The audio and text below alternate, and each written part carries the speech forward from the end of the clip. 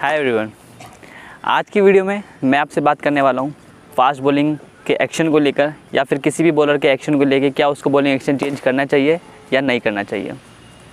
आज हम डिटेल में जानेंगे कि फास्ट बॉलिंग अगर आपका जो एक्शन है या फिर स्पिनर है या कोई भी बॉलर है उसका एक्शन उसको चेंज करना चाहिए, अगर करना चाहिए तो किन बातों का ध्यान रखना है, उन सब के ऊपर हम बात करेंगे।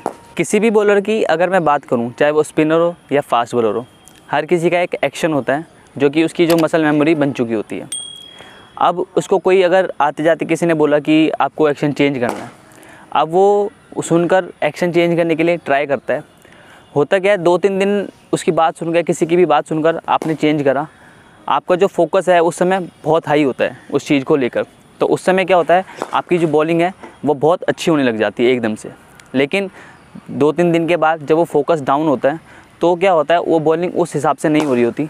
तब अब क्या हुआ, जो आपका पुराना एक एक्शन था और जो आपने जो नई चीज़ चेंज करी है वो दोनों एक मिक्स हो जाती है। तो आप उस समय सोचते हो कि यार मेरा पुराना एक्शन अच्छा था या मुझे उसी चीज़ों पे वर्क करना चाहिए था। अब आप एक बहुत ज़्यादा कन्फ्यूज़न में हो जाते हो कि आपको नई चीज़ अप्लाई करनी है या फिर आप उसी चीज़ को अप्लाई करें जो आपका पुराना एक्शन था। और इस चीज़ में बहुत ज़्यादा जो प्लेयर है बहुत परेशान हो जाता है और उसका जो बॉलिंग में कॉन्फिडेंस होता है वो बहुत ज़्यादा डाउन हो जाता है।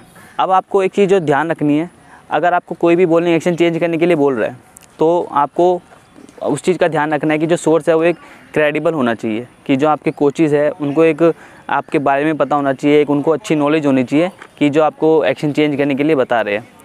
ऐसे नहीं कि आपको किसी ने भी बोला कि आपको ये चीज़ चेंज कर ले और आप अपना एक्शन चेंज करने में चले जाए, ऐसा नहीं होना चाहिए। आपको एक पूरा ट्रस्ट होना चाहिए उसके ऊपर जो भी आपको एक्शन चेंज करने के लिए बोल रहा है, और उनको एक नॉलेज होनी चाहिए कि हाँ भाई, आप अगर ये चीज़ करोगे तो आपको इस चीज़ पे हेल्प मिलेगी। अब जब आपने एक डिसीजन ले लिया है बॉलिंग एक्शन को चेंज करने के लिए, तो आपको उसको कम से कम 5 से 6 महीने देने हैं रेगुलर, कि आपको ये नहीं देखना बॉलिंग कैसी हो रही है, अच्छी हो रही है, बुरी हो रही है। अगर आपने एक डिसीजन ले लिया कि आपको अपना एक्शन चेंज करना है तो आपको उस पर कंटिन्यूस 5 से 6 महीने लगाने होंगे। उसके बाद ही आपको एक रिज़ल्ट मिलता है, क्योंकि ऑलरेडी एक मसल मेमोरी आपको जो थी उसको आपको रोक कर नई चीज़ बॉडी में अडेप्ट करनी है और फिर उसकी मसल मेमोरी बनानी है। तो उस प्रोसेस में एक बहुत टाइम लगता है, ये कोई महीने 2 महीने की चीज़ नहीं है, आपको एक लंबा टाइम देना पड़ता है। उस हिसाब से आपका जो है एक्शन फिर दोबारा डेवलप होना स्टार्ट होता है। यहाँ पर जो सबसे ध्यान रखने वाली बात है, आपको हमेशा याद रखना है कि आपको एक कंटिन्यूटी बना के रखनी है। आपने अगर डिसीजन लिया तो उस पर स्टिक करना है एंड उसके बाद उस पर वर्क करना है।